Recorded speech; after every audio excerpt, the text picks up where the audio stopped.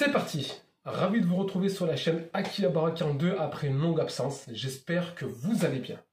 Aujourd'hui, on va parler de l'univers du manga, de la résine et des statuts non officiels avec un produit qui nous vient de chez Diteshi Studio. Il s'agit de la Sasuke 1/2. Vous avez présenté récemment la Naruto qui pour moi était vraiment sublime.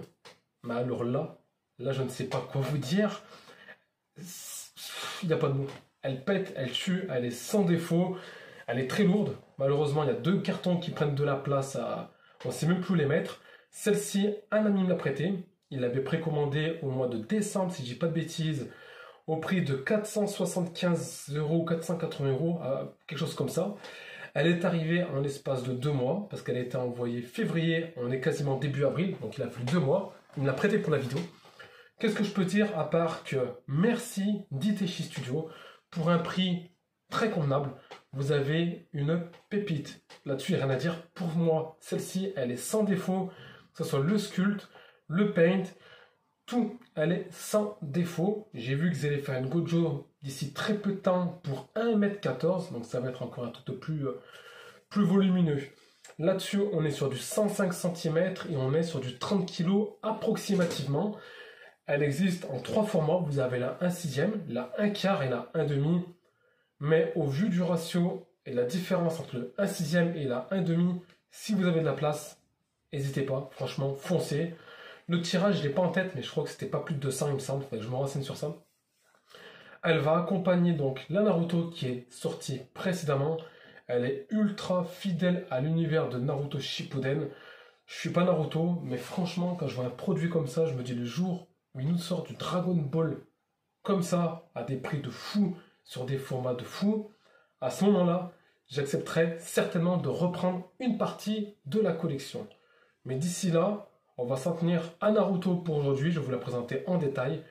Et je vous dirai à la fin de la vidéo mon ressenti réel et définitif.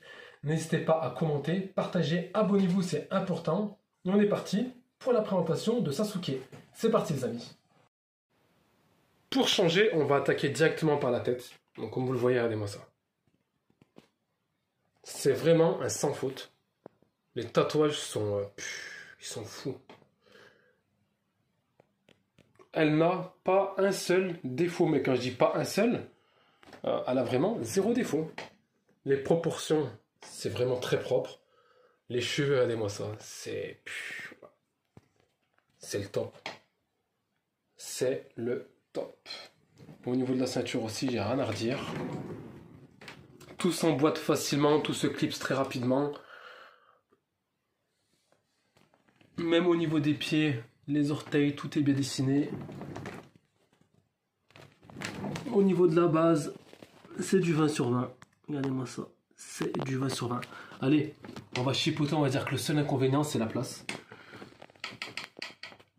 C'est le seul inconvénient. Sinon, elle est juste dingue. Comme vous l'avez constaté, c'est un grand sans faute.